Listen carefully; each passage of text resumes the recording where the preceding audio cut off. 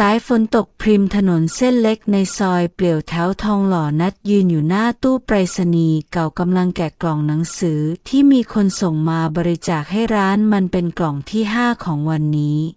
โหแฮร์รี่พอตเตอร์ภาค6สภาพดีจังเธอพึมพำกับตัวเองพลางเปิดดูหน้าแรกมีลายมือเขียนด้วยปากกาสีน้ำเงินว่าถึงน้องหนิงวันเกิดปีที่15รักนะจากพี่มดนัดชะงักหนิงชื่อนี้เธอสายหน้าเบาๆไม่หรอกคงไม่ใช่หนิงคนนั้นโลกใบนี้มีผู้หญิงชื่อหนิงตั้งเยอะร้านลอดเพจิสของเธอเพิ่งเปิดได้2 เดือนมันเป็นร้านหนังสือมือสองที่รับบริจาคและรับซื้อหนังสือจากคนในละแวกนี้ไม่ได้ใหญ่โตอะไรแค่ห้องแถวเก่าที่เธอตัดสินใจเช่าหลังลาออกจากงานประจำที่ทำมา5 ปีพี่คะฝนตกแล้วเข้ามาก่อนสิเสียงน้องฝ้ายพนักงานพาดไทม์ดังมาจากในร้านนัดหันไปยิ้มให้แล้วช้อนหนังสือในกล่องขึ้นมากอดไว้เดี๋ยวพี่ขนของเข้าไปก่อนแล้วค่อยอาบน้ำเปลี่ยนเสื้อผ้าวันนี้มีลูกค้าเยอะไหมการเริ่มต้นใหม่ของเธออาจจะไม่ได้สวยหรูเหมือนชีวิตเดิมที่เป็นพนักงานออฟฟิศเงินเดือนดีแต่อย่างน้อยมันก็เป็นการเริ่มต้นที่เธอเลือกเองพี่นัดนี่หนังสือชำรุดนะคะฝ้ายชูหนังสือนิยายเล่ม1ขึ้นมาหน้า47ถึง52หายไปเลยเดี๋ยวพี่ดูให้นัดเดินไปรับหนังสือมาพลิกดูแล้วต้องชะงักเมื่อเห็นลายมือบนขอบกระดาษลายมือของเธอเองอ่านถึงตรงนี้แล้วคิดถึงเธอจังนัดนี่มันหนังสือที่เธอเคยให้หนิงไว้ตอนปี3มันมาอยู่ในกล่องบริจาคได้ยังไงนัดรู้สึกใจเต้นแรงเธอพลิกหน้าต่อไปเรื่อยๆเจอรอยขีดเส้นใต้ประโยคที่ชอบเจอโพสต์อิทสีชมพูที่เคยแปะไว้เจอใบไม้แห้งที่เก็บด้วยกันวันที่ไปเที่ยวน้ำตกพี่นัดเป็นอะไรหรือเปล่าคะเสียงฝ้ายปลุกเธอจากภวังค์อ๋อไม่มีอะไรนัดยิ้มเจือนแยกเก็บไว้ก่อนนะเดี๋ยวพี่จะลองหาหน้าที่หายไปมาเติมเธอเดินกลับไปที่โต๊ะทำงานวางหนังสือลงข้างๆคอมพิวเตอร์เปิดเว็บขายหนังสือมือสองพิมพ์ชื่อเรื่องลงไป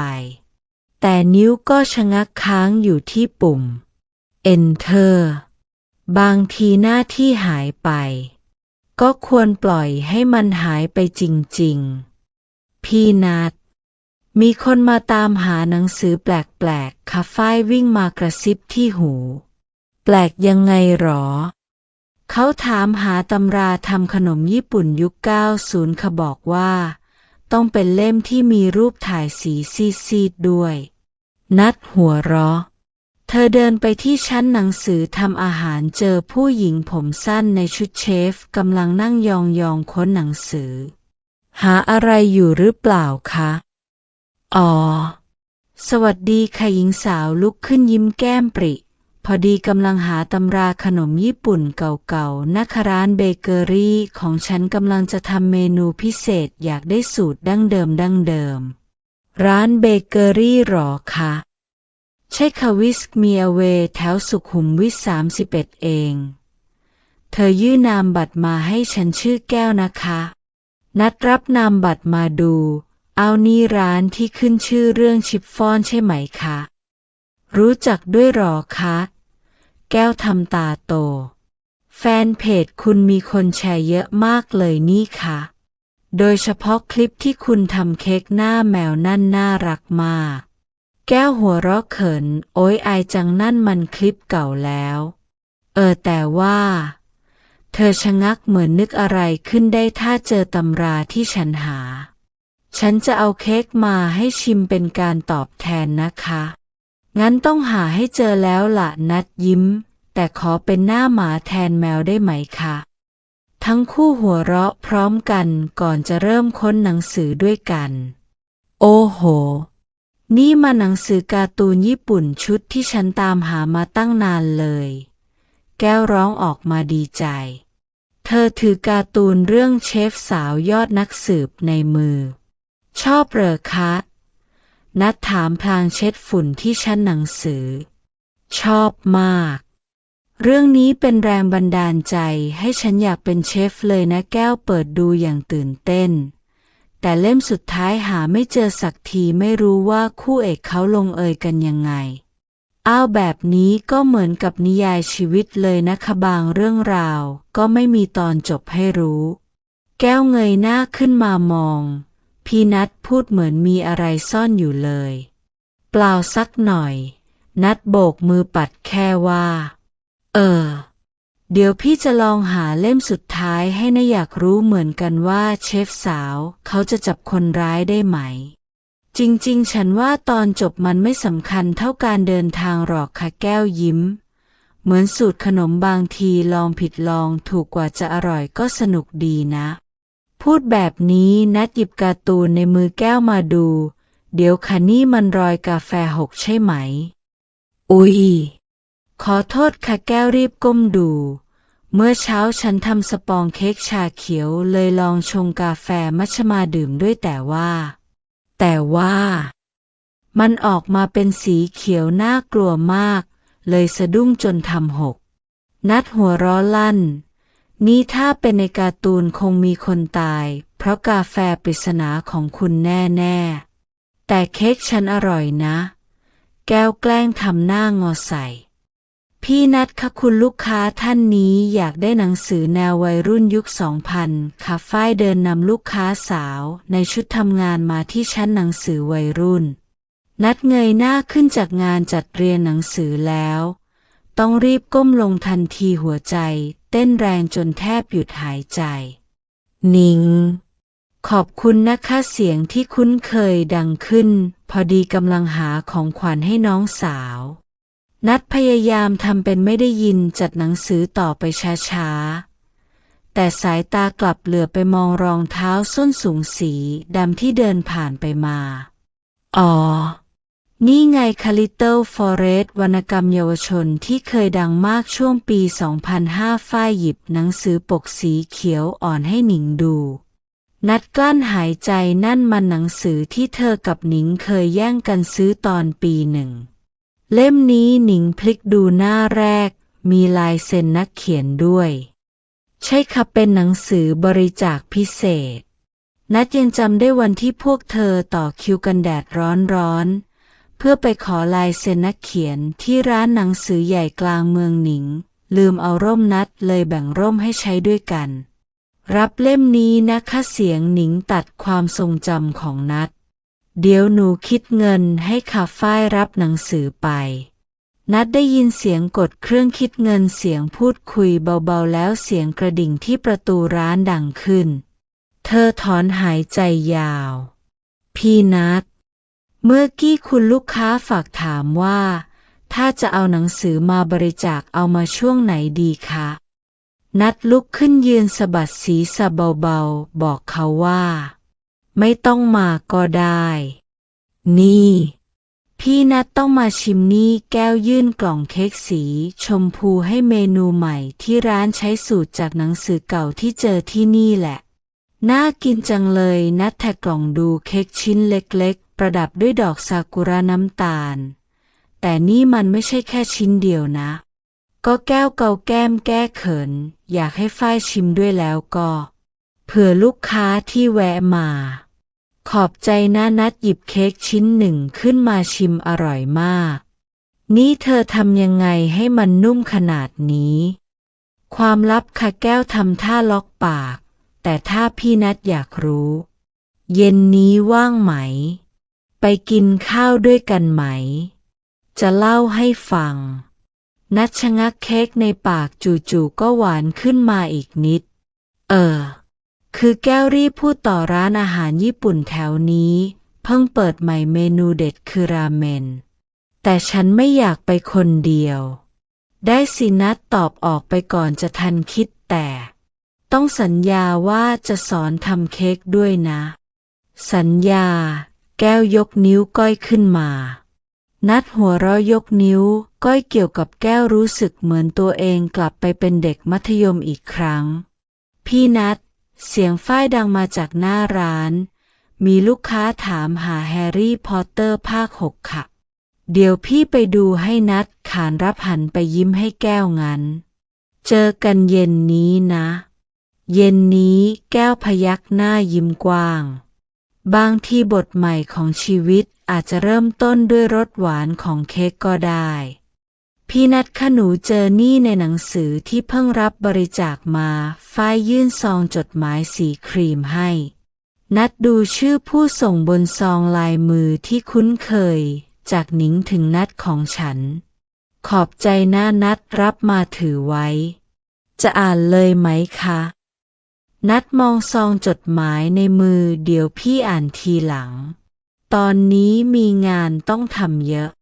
พอฝ้ายเดินไปนัดลุกจากโต๊ะเดินไปที่มุมหนึ่งของร้านตรงที่มีกล่องรับบริจาคหนังสือให้ห้องสมุดโรงเรียนในชนบทเธอหยิบปากกาเมจิกขึ้นมาเขียนบนกล่องว่าโครงการส่งต่อเรื่องราวดีๆให้น้องเราไม่จำเป็นต้องรู้ทุกเรื่องแต่เราเลือกที่จะส่งต่อสิ่งดีๆได้เธอใส่จดหมายลงในกล่องไม่เปิดอ่านอ้าวจะบริจาคหนังสือเหรอคะเสียงแก้วดังขึ้นจากด้านหลังนัดสะดุ้งเล็กน้อยใช่จ้าดีจังเลยงั้นแก้วจะเอาหนังสือทำขนมที่ไม่ได้ใช้แล้วมาบริจาคบ้างนะแก้วมองป้ายที่มิ้นเพิ่งเขียนชอบข้อความนี้จังเหมือนบางเรื่องเราก็ต้องปล่อยให้มันผ่านไปแล้วโฟกัสกับสิ่งดีๆที่จะทำต่อไปนัดพยักหน้ารู้สึกเหมือนหัวใจเบาลงนิดหนึ่งแล้วพี่นัดลองทำโมจิไส้ช็อกโกแลตที่แก้วเอามาให้ชิมหรือยังคะยังเก็บไว้กินตอนดูซีรีส์ไม่ได้นะคะต้องกินตอนเย็นๆถึงจะอร่อยแก้วทำหน้าจริงจังนัดหัวเราะบางทีการเลือกที่จะไม่รู้บางเรื่องก็ทำให้เรามีพื้นที่สำหรับความสุขใหม่ๆมากขึ้นพี่นัดมาดูนี่เร็วแก้วลากนัดวิ่งไปที่บูธหนึ่งในงานสัปดาห์หนังสือ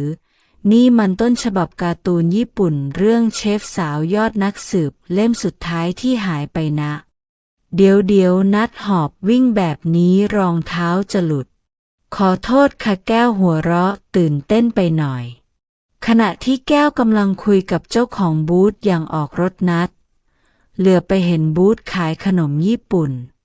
แก้วนั่นไงโมจิไส้ถั่วแดงอย่าเบี่ยงประเด็นนะคะแก้วแกล้งทำเสียงดุมาช่วยฉันหาเล่มสุดท้ายก่อน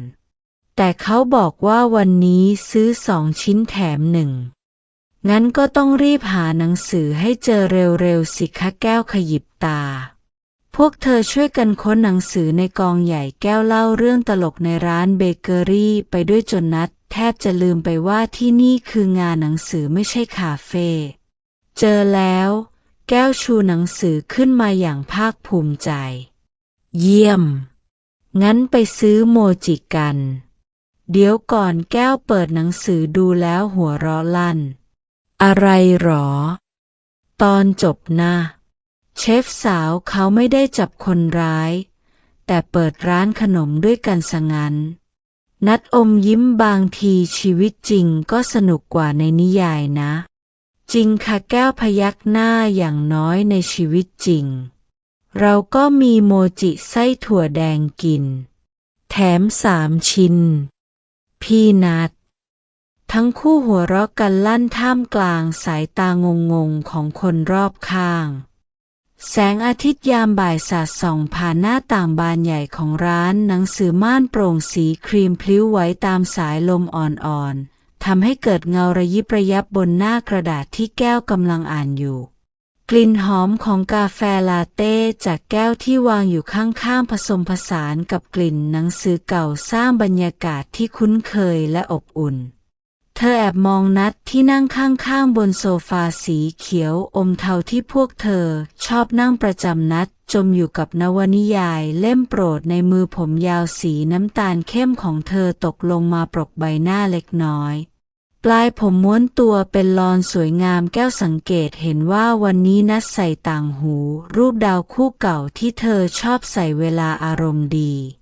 แก้วชอบพี่นัด แก้วพูดขึ้นเบาๆเสียงแผ่วเหมือนกระซิบหัวใจเต้นรัวราวกับกำลังเต้นระบำนัดชะงักนิ้วเรียวที่กำลังพลิกหน้าหนังสือหยุดค้างกลางอากาศเธอหันมามองแก้วช้าๆแสงแดดยามบ่ายทำให้ดวงตาสีน้ำตาลอ่อนของเธอเป็นประกายวาววับริมฝีปากบางสีชมพูอ่อนเพเยอขึ้นเล็กน้อยแก้วพูดว่าอะไรนะนัดถามเสียงสั่นหัวใจเต้นแรงจนแทบจะได้ยินแก้มขึ้นสีระเรื่อเป็นสีกุหลาบอ่อนๆแก้วสูดหายใจลึกมือกำสาบเสื้อเชิ้ตสีขาวของตัวเองแน่นรวบรวมความกล้าแก้วชอบที่พี่นัดจมอยู่กับหนังสือจนลืมโลกชอบที่เธอยิ้มทุกครั้งที่อ่านถึงตอนสนุกจนต้องรีบจดบันทึกลงในสมุดโน้ตสีม่วงของพี่แก้วหยุดหายใจไปชั่วขณะก่อนจะพูดต่อชอบที่พี่เป็นตัวของตัวเองเสมอไม่ว่าจะตอนที่พี่ตื่นเต้นเล่าเรื่องตัวละครที่ชอบหรือตอนที่พี่หลับคาหนังสือในวันที่อ่านดึกเกินไปแก้วชอบพี่นัดเสียงนาฬิกาไม้เก่าบนผนังดังติ๊กตอกในความเงียบกลิ่นหอมของดอกมะลิจากสวนหน้าร้านหนังสือลอยผ่านเข้ามาตามสายลมนัดวางหนังสือลงช้าๆบนโต๊ะไม้สีน้ำตาลเข้มมือของเธอสั่นเล็กน้อยพี่นัดเริ่มพูดเสียงแผ่วเบาแก้วรู้สึกใจเต้นรัวเหมือนกลองที่ถูกตีไม่หยุดพี่ก็แอบมองแก้วเหมือนกันทุกครั้งที่แก้วหัวเราะจนตายหยีทุกครั้งที่แก้วเล่าเรื่องสนุกให้พี่ฟังจนมือไม้พันกันทุกครั้งที่เธอช่วยจัดชั้นหนังสือแล้วแอบเก็บเล่มที่ชอบไว้อ่านก่อนแก้วยิ้มกว้างน้ำตาใสๆคลอเบ้าสะท้อนแสงแดดเป็นประกายระยับจริงเหรอค่ะนัดพยักหน้ายิ้มเขินอายแก้มแดงระเรื่อจริงพี่ชอบแก้วเหมือนกันชอบมาตั้งนานแล้วแสงอาทิตย์ยามเย็นสาดส่องผ่านหน้าต่างทำให้ทุกอย่างดูนุ่มนวล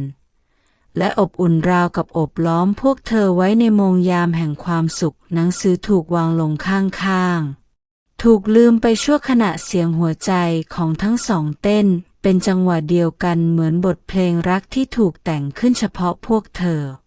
มือของทั้งสองค่อยๆเอื้อมมาแตะกันนิ้วเรียวสวยสอดประสานกันอย่างแผ่วเบาความอบอุ่นจากฝ่ามือของกันและกันส่งผ่านความรู้สึกที่เกินคำบรรยายเหมือนกำลังเปิดหน้าแรกของนวนิยายเล่มใหม่ที่พวกเธอจะเขียนด้วยกันเรื่องราวที่กำลังจะเริ่มต้นขึ้นณมุมร้านหนังสือสายฝนโปรยปลายลงมาเบาๆในยามเย็นนัดนั่งอยู่ที่โต๊ะริมหน้าต่างร้านกาแฟเล็กๆที่เธอและหนิงเคยมานั่งด้วยกันบ่อยๆหยดน้ำฝนไหลรินลงบนกระจกเหมือนม่านน้ำตาที่กั้นเธอจากโลกภายนอกเสียงกระดิ่งที่ประตูร้านดังขึ้นนัดไม่ต้องหันไปมองก็รู้ว่าใครมากลิ่นน้ำหอมกลิ่นเดิมที่คุ้นเคยเสียงรองเท้าส้นสูงที่ดังกระทบพื้นไม้เป็นจังหวะหนิงกลับมาแล้วนัดเสียงของหนิงแผ่วเบา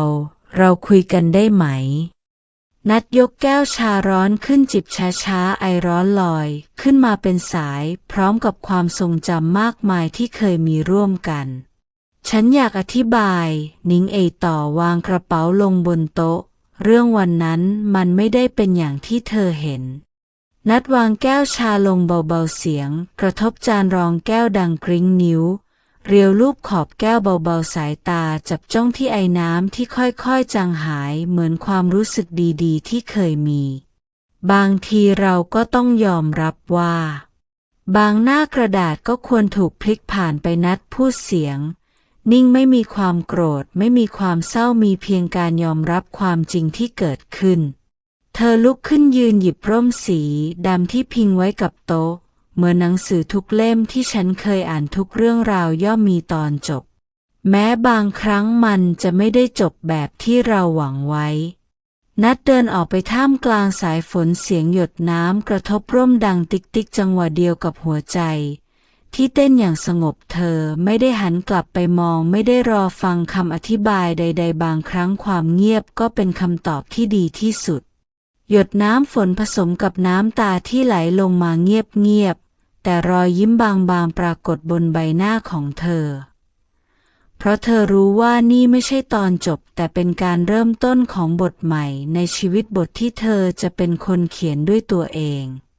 แก้วเชื่อไหมว่าหนังสือเล่มนี้อายุมากกว่าพวกเรา2 คนรวมกันอีกแก้วหัวเราะขณะเป่าฝุ่นออกจากปกหนังสือเก่าที่เพิ่งเจอในชั้นหลังร้านเศษฝุ่นลอยฟุ้งในแสงแดดยามบ่ายนัดจามเชื่อแล้วเธอโบกมือไล่ฝุ่นพลางส่งค้อนให้แก้วที่กำลังหัวเราะคิกคักแต่นี่ดูนี่สิมันเป็นฉบับพิมพ์ครั้งแรกนะโอ้ยตายแล้วแก้วแกล้งทำเสียงตกใจคุณผู้เชี่ยวชาญด้านหนังสือหายากกำลังตื่นเต้นแก้วแลบลิ้นใส่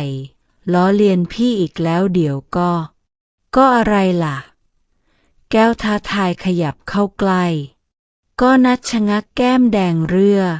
ก็จะไม่พาไปกินไอศกรีมร้านใหม่ที่เพิ่งเปิดไงโหใจร้ายแก้วทำหน้าเศร้าแกล้งงั้นแก้วจะแลกด้วยความลับดีไหมความลับนัดเลิกคิ้ววางหนังสือลงบนชั้นแก้วพยักหน้าดึงนัดเข้ามาใกล้ๆกระซิบข้างหูแก้วแอบเห็นป้าเจ้าของร้านซ่อนหนังสือการ์ตูนไว้อ่านหลังเคาน์เตอร์นัดหลุดหัวเราะลั่นป้าพรที่ชอบบ่นว่าหนังสือการ์ตูนไม่มีสาระน่าเหรอใช่เลยแก้วพยักหน้าหงึกแถมเป็นการ์ตูนแนวโรแมนติกด้วยนะทั้ง2 คนหัวเราะลั่นจนต้องเอามือปิดปากกลัวป้าพรจะได้ยินเอาละนัดสูดหายใจลึกพยายามหยุดหัวเราะช่วยพี่จัดชั้นหนังสือให้เสร็จก่อนแล้วเราไปกินไอศกรีมกันโอเคแก้วรับคำทันทีแต่แก้วขอเลือกรสก่อนนะได้นัดยิ้มแต่ห้ามสั่งรสชาเขียวถั่วแดงราดซอสช็อกโกแลตเหมือนครั้งที่แล้วนะมันแปลกประหลาดเกินไปจะบ่นอะไรนักหนาแก้วแกล้งทำเสียงฮึดฮัดก็มันอร่อยนี่นาแถมพี่ก็แอบชิมตั้งหลายคำนัดหน้าแดงก็แค่อยากรู้ว่ามันจะแปลกแค่ไหนแน่ใจนะว่าไม่ใช่เพราะอยากแอบจูบแก้วขยิบตาแก้วนัดร้องเสียงหลงหยิบหนังสือขึ้นมาบังหน้าตัวเองเสียงหัวเราะของทั้งคู่ดังก้องในร้านหนังสือเก่าผสานกับเสียงพัดลมเก่าที่หมุนเอื่อยแสงแดดอ่อนๆลอดผ่านช่องหน้าต่างสาดส่องบนชั้นหนังสือไม้เก่าทำให้ทุกอย่างดูอบอุ่นและมีชีวิตชีวาร้านหนังสือเก่าแห่งนี้ไม่ใช่แค่ที่เก็บเรื่องราวในอดีตอีกต่อไปแต่กำลังถูกเติมเต็มด้วยเสียงหัวเราะรอยยิ้มและความทรงจำใหม่ๆที่พวกเธอสร้างด้วยกันในทุกๆวันเหมือนการเริ่มต้นเขียนเรื่องราวใหม่บนกระดาษที่ว่างเปล่าเจอแล้วนัดอุทานเบาๆขณะดึงไดอารี่ปกหนังสีน้ำตาลออกมาจากลิ้นชักใต้เตียงฝุ่นจับหนาจนต้องเป่าออกเธอเปิดดูหน้าแรกวันที่เขียนย้อนไปเกือบ2 ปีตัวหนังสือลายมือแบบเดิมๆที่เคยบรรจงเขียนทุกวันเล่าเรื่องราวความรักที่ตอนนี้กลายเป็นเพียงความทรงจำสงสัยต้องทำความสะอาดห้องบ่อยกว่านี้แล้วเธอพึมพำพลางจามแล้วหัวเราะให้กับตัวเองนัดลุกขึ้นเดินไปที่ระเบียงเปิดประตูกระจกออกสายลมเย็นๆพัดเข้ามาพร้อมกลิ่นดอกลีลาวดีจากต้นไม้ข้างบ้านเธอซุดตัวลงนั่งบนเก้าอี้ไม้ไผ่ตัวโปรดที่ตอนนี้มีหมอนอิงลายการ์ตูนที่แก้วซื้อมาฝากวางอยู่มาดูหน่อยว่าเคยเขียนอะไรไว้บ้างเธอพูดกับตัวเองพลิกเปิดไดอารี่วันนี้หนิงไม่มาเรียนอีกแล้วทำไมเธอถึงเปลี่ยนไปฉันคงทำอะไรผิดสักอย่างนัดสายหน้าเบาๆอมยิ้มช่างเป็นเราในวัย18จริงๆเลยเธอพลิกอ่านต่อไปเรื่อยๆจนถึงหน้าสุดท้ายที่เขียนบางทีการรักใครสักคนก็ไม่ได้หมายความว่าเราต้องได้เขามาแต่บางทีการไม่ได้ใครสักคนมาก็ทำให้เราได้เจอคนที่ใช่เธอพูดเบาๆนึกถึงรอยยิ้มของแก้วคุยกับใครอยู่คะ เสียงหนึ่งดังขึ้นพร้อมกับกลิ่นกาแฟหอมๆนัทหันไปเห็นแก้วยืนถือแก้วกาแฟ2 แก้วใส่เสื้อยืดตัวใหญ่สีเหลืองอ่อนที่ขโมยมาจากตู้เสื้อผ้าของนัทอ้าวมาถึงเมื่อไหร่เนี่ยนัททำตาโตแล้วนั่นกาแฟของพี่หรือเปล่ามาถึงตอนที่พี่กำลังคุยกับตัวเองนั่นแหละแก้วหัวเราะยื่นกาแฟให้ลาเต้ร้อนใส่นมถั่วเหลืองไม่หวานเหมือนที่พี่ชอบนัทรับแก้วมาถือไว้รู้ใจจังแน่นอนแก้วสุดตัวลงนั่งข้างๆเหลือบมองไดอารี่ในมือนัทนั่นอะไรนะอ๋อไดอารี่เล่มเก่าเพิ่งเจอตอนทำความสะอาดห้องนัทยกขึ้นโชว์จะเก็บไว้อ่านเหรอนัทสายหน้ายิ้มบางๆไม่ละคิดว่าจะเอาไปบริจาคที่ร้านรับซื้อกระดาษเก่าให้เขาเอาไปรีไซเคิลดีกว่าแน่ใจนะแก้วถามเสียงอ่อนแน่ใจสินัทพยักหน้าบางทีการปล่อยวางก็ไม่ได้ยากอย่างที่คิดโดยเฉพาะเธอเอื้อมมือไปจับมือแก้วเมื่อเรามีคนที่ใช่อยู่ข้างๆแก้วบีบมือนัทเบาๆงั้นเดี๋ยวไปส่งด้วยกันไหมแล้วแวะกินก๋วยเตี๋ยวร้านประจำเอาสินัทลุกขึ้นยืนแต่คราวนี้ห้ามสั่งเพิ่มไข่เยี่ยวมา5 ฟองเหมือนครั้งที่แล้วนะโธ่แก้วทำหน้ามุ้ยก็มันอร่อยนี่นาอร่อยคนเดียวสิพี่นี่แทบจะเป็นลมตอนเห็นแก้วกินหมดเสียงหัวเราะของทั้งคู่ดังก้องในยามเช้านัดมองไดอารี่เล่มเก่าในมือก่อนจะยัดใส่ถุงผ้าวันนี้เธอพร้อมจะเริ่มต้นใหม่ไม่ใช่แค่หน้ากระดาษเปล่าๆแต่เป็นเรื่องราวที่จะเขียนร่วมกับใครบางคนเรื่องราวที่จะทำให้ทุกวันมีรอยยิ้มและเสียงหัวเราะเสียงกระดิ่งที่ประตูร้านดังขึ้นนัดละสายตาจากหนังสือที่กำลังจัดเรียงเห็นหนิงยืนอยู่ตรงประตูสวมชุดทำงานดูดีดูแตกต่างจากวันวานที่เคยใส่ยืนกับเสื้อยืดมานั่งอ่านหนังสือด้วยกันหวัดดีหนิงทักทายเสียงแผ่วเบาหวัดดีนัดตอบกลับวางหนังสือในมือลงบนชั้นมีอะไรหรือเปล่าฉันหนิงเว้นจังหวะฉันจะย้ายไปทำงานที่สิงคโปร์นัดพยักหน้าช้าๆงั้นก็ดีเป็นโอกาสที่ดีนะนัดหนิงก้าวเข้ามาใกล้เรื่องวันนั้นฉันขอโทษไม่ต้องขอโทษหรอกนัดยิ้มบางๆบางทีมันก็ต้องเป็นแบบนี้แต่ฉันทำให้เธอเสียใจใช่แล้วไงนัดหัวเราะเบาๆคนเราก็ต้องเคยเสียใจกันบ้างถึงจะโตขึ้นไงหนิงนิ่งไปสายตามองนัดอย่างประหลาดใจรู้ไหมนัดต่อหยิบหนังสือขึ้นมาเล่มหนึ่งเหมือนหนังสือบางเล่มเราอ่านจบแล้วก็ต้องคืนให้ห้องสมุดไม่ได้เอากลับบ้านไม่ได้แปลว่ามันไม่ดีแค่มันไม่ได้เป็นของเราเธอเปลี่ยนไปนะหนิงยิ้มดูโตขึ้นคงงั้นมั้งนัดยักไหล่หรือแค่เข้าใจอะไรมากขึ้น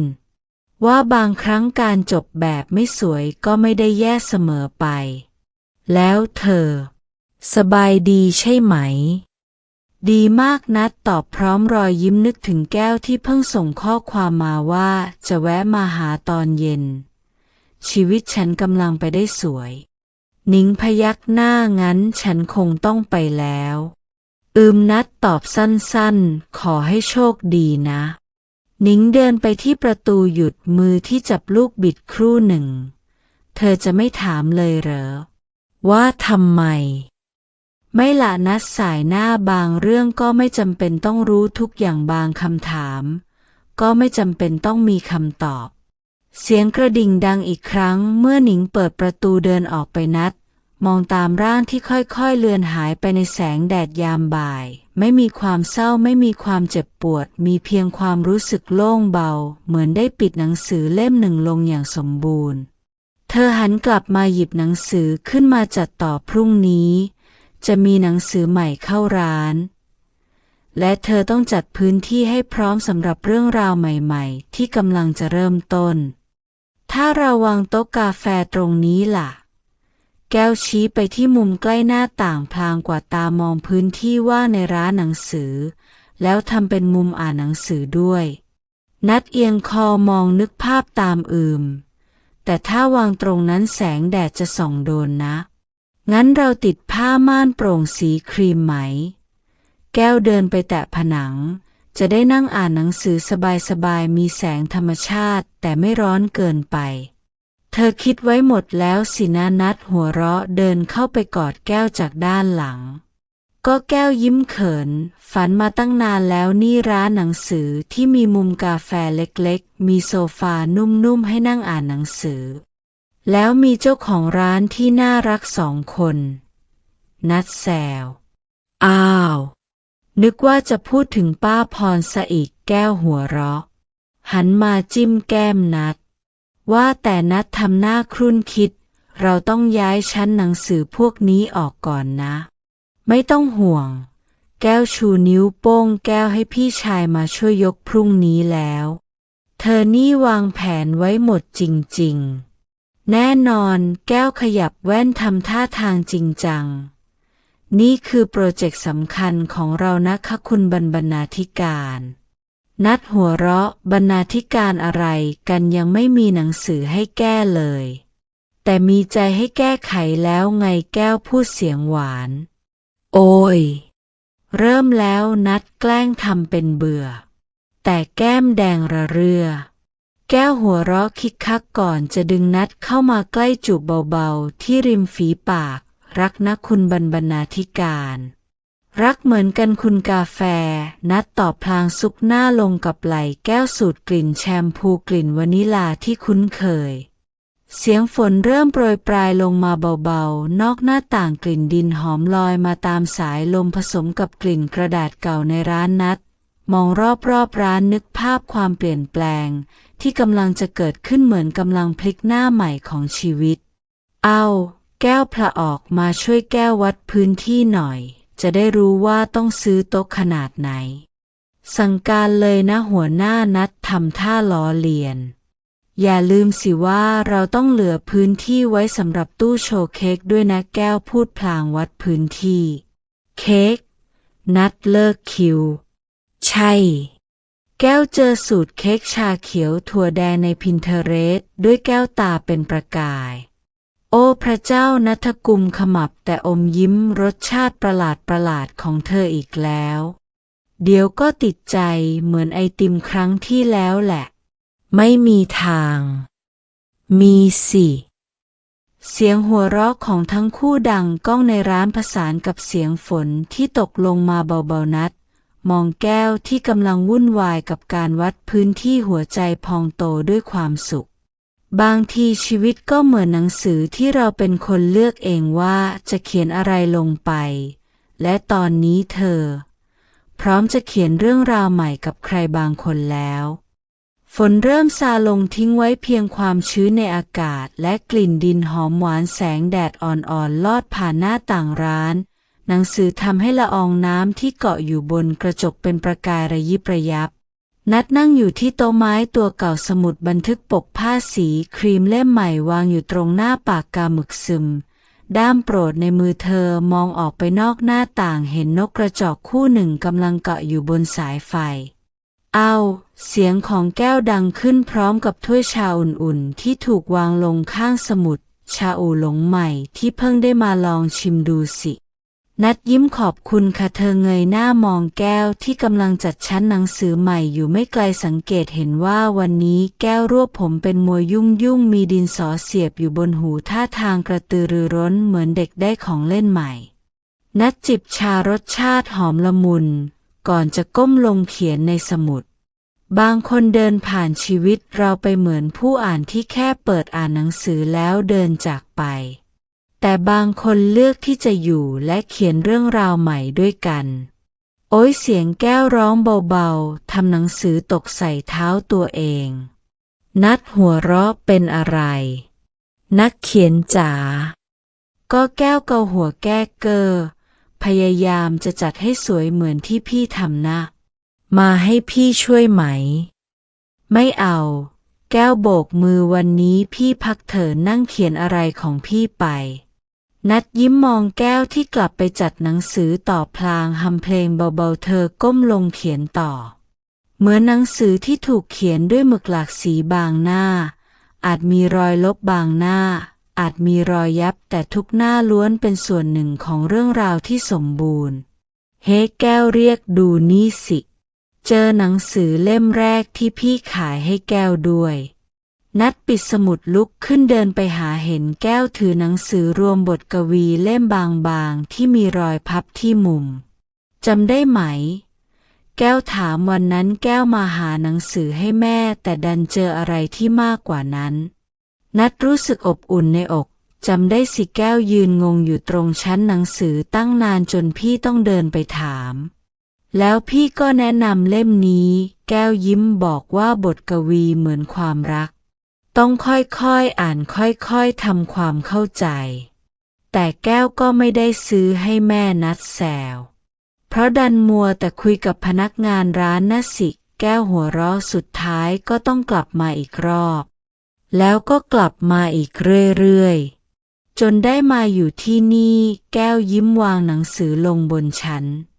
นัดมองรอบๆร้านชั้นหนังสือเก่าที่เต็มไปด้วยเรื่องราวโต๊ะไม้ที่มีรอยขีดข่วนแสงแดดอ่อนๆที่ลอดผ่านหน้าต่างและคนตรงหน้าที่ทำให้ทุกอย่างดูมีชีวิตชีวานัดเดินกลับไปที่โต๊ะเปิดสมุดบันทึกอีกครั้งเขียนประโยคสุดท้ายและในที่สุดฉันก็เข้าใจว่าความรักก็เหมือนหนังสือดีๆสักเล่มบางครั้งเราต้องผ่านหลายร้านต้องพลิกอ่านหลายเล่มกว่าจะเจอเล่มที่ใช่เล่มที่เราอยากเก็บไว้อ่านซ้ำไปจนแก่เธอปิดสมุดมองไปที่แก้วที่กำลังจัดชั้นหนังสือและรู้ว่านี่คือเรื่องราวที่เธอเลือกเรื่องราวที่เธอพร้อมจะเขียนต่อไปเรื่อยๆไม่มีที่สิ้นสุด